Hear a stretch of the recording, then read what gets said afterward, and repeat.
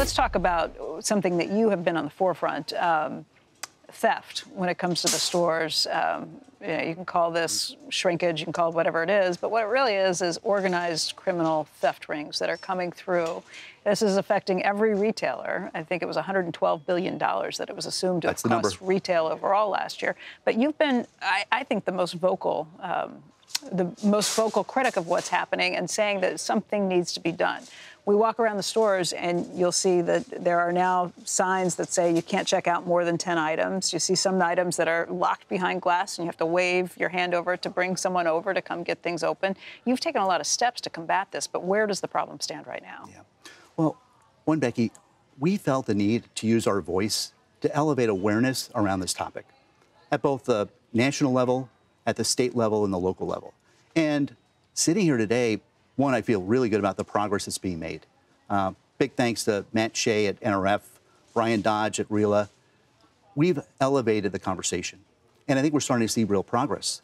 The Inform Act, which was passed earlier this year, will make it much more difficult for these groups to monetize the goods that they're stealing by putting more focus on identifying yourself before you can sell in a marketplace. That's going to have an impact. On a marketplace like an Amazon or a Facebook marketplace, some of the places where basically fenced items, stolen items are getting sold. That's certainly what's happening. But we're also seeing really good support from the Homeland Security. The secretary there, very engaged in this topic. What do they have to do with it? Well, they're trying to make sure that they're working across borders and using their agents to make sure they're engaged in understanding who these groups are and whether they're operating in New York, in New Jersey, in Connecticut, understanding how these groups are being mobilized. Meaning working across state borders? Moving across state borders. We're really pleased with how some of the local DAs have responded. Our teams and other retail teams have actually been walking stores with local DAs to make sure they better understand the challenges we're facing. DAs who weren't necessarily prosecuting some of these crimes before? Or in the past. So this is left up to them to say you've got to prosecute these things? And make sure they understand the challenge.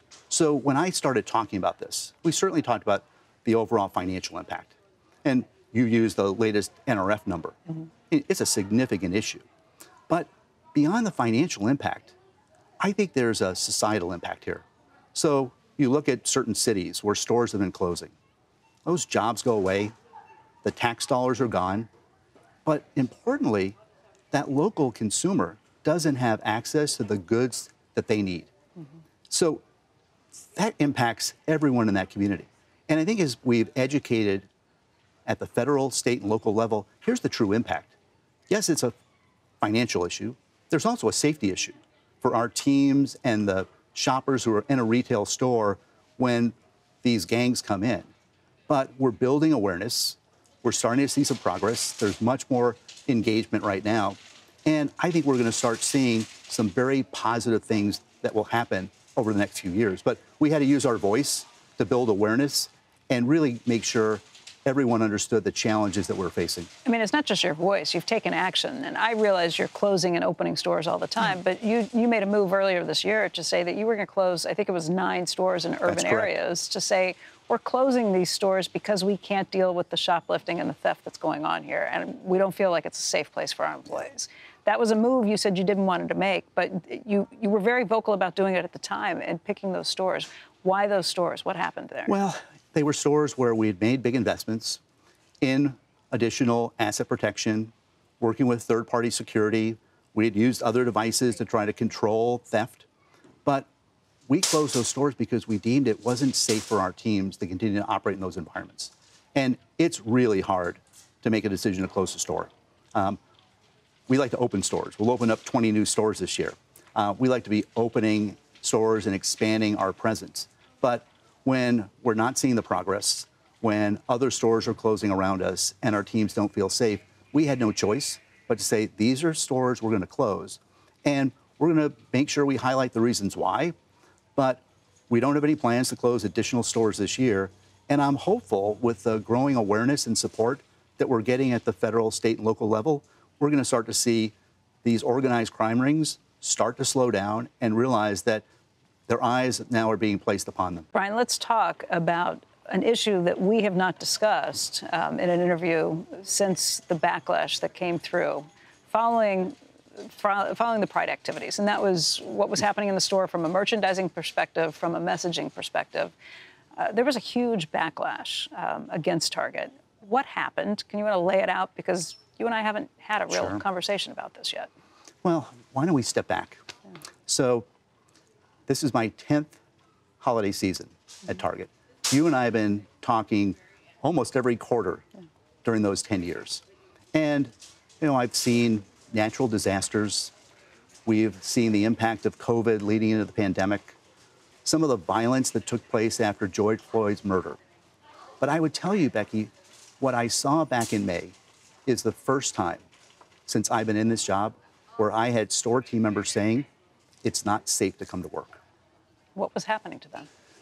Very aggressive behavior at store level, lots of threats, product being destroyed, point of sale being disrupted. And when we started to hear that, we knew we had to take action. We had to prioritize the safety of our teams. And I knew personally this was not going to be well received, but we had to prioritize the safety of the team. And we made some changes. The location of the product, we curated the assortment, we addressed some of the products that were getting the most attention. When you say safety of the team and aggressive behavior, what were some examples of this? These are people who did not like that you had Pride merchandise that was out, and they came in and they said what? Well, they were very, again, aggressive with our team members. Doing what? Personally threatening them, yelling at them. You know, they threatened to light product on fire. In the store. In the store. So, you know, very aggressive behavior. I mean, we've been celebrating heritage moments like Pride for over a decade now. We've never seen that kind of response. So we had to step back and say, all right, we've got to take action. What was different this time? What do you think sparked that sort of a reaction? You know, I think there's lots of different reasons, and we're going to spend a lot of time, we have spent a lot of time kind of listening and understanding some of the issues and make sure as we go forward, we make the appropriate changes. But well, let me just tell you from the outside, for somebody who was not here, people said, look, there are bathing suits that are transgender bathing suits that are being targeted and marketed to kids. There is a guy who you're working with, a designer who, you know, I don't know, was a devil worshiper with some of the things. What did you find? What would you say back to some of those criticisms? Well, I think you and I both know those weren't true. But in the moment, we said the best thing for us to do is address the issue.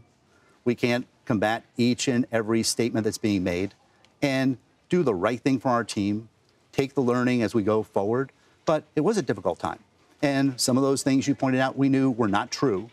But in the environment, we said, look, let's focus on de-escalating the issue, taking care of our team, celebrating the moment, and take the learning as we go forward. And we talked during our recent earnings call. We'll manage these moments very differently.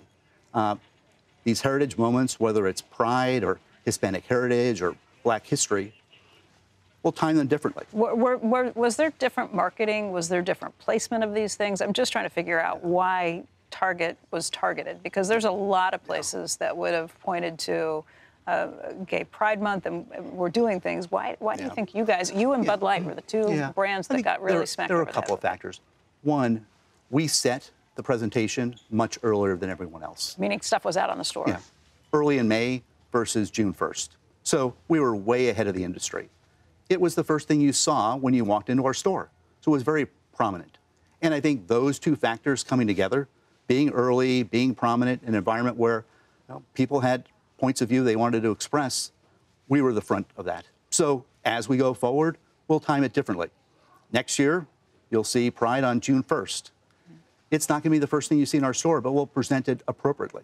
We'll curate our assortment much more carefully, and we'll probably design most of it ourselves.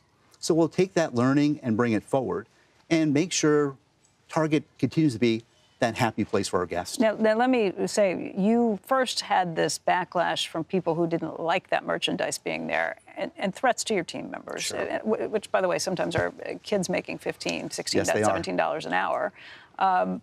threats to your team members, and I understand that. You took the step to say, okay, we're going to try and diffuse this. And then you got attacked by the other side. You got caught in the middle of a culture war where people said, hey, you're not defending us. You're leaving us to be the ones who have to be out here, and you're stepping back and not defending the Pride movement. What do you say to those criticisms? And I think some of the bomb threats that came into the stores came from people who were mad because they wanted you standing pat. Yeah. Well, I'm not sure who was making those threats at the end, but I'll go back to we had to do the right thing for that team. And you talked about a lot of those team members, might have been high school and college students. I mean, you're a reporter. You're also a mom and a spouse. Yeah. If your son or daughter came home from work and said, "Wait, Mom, I was threatened today," and the next day said, somebody was really aggressive and said they're going to come back and light product on fire, what would you want the Target CEO to do? Make sure my kid wasn't in trouble. And that's exactly what we did. And I said, I've got 450,000 team members. I don't know all of them, but I care for each one to make sure that they feel appreciated at Target. And when we saw those threats, I knew it wasn't going to be popular, and we might be under attack, but I had to prioritize the safety of those team members, those sons and daughters and husbands and wives that work for us, and make sure I moved them out of harm's way. And as soon as we made the changes, the threats went away. So there are no regrets. It was a tough decision, a lot of sleepless nights, not one of the moments that I'm going to reflect on and say, we want to ever do this again. We're going to take that learning. But I know our team appreciated it and appreciated the fact that we had the courage to make the right decision on their behalf. And I know their families also appreciated it. Because you don't want to be in the middle of a culture war, I take it.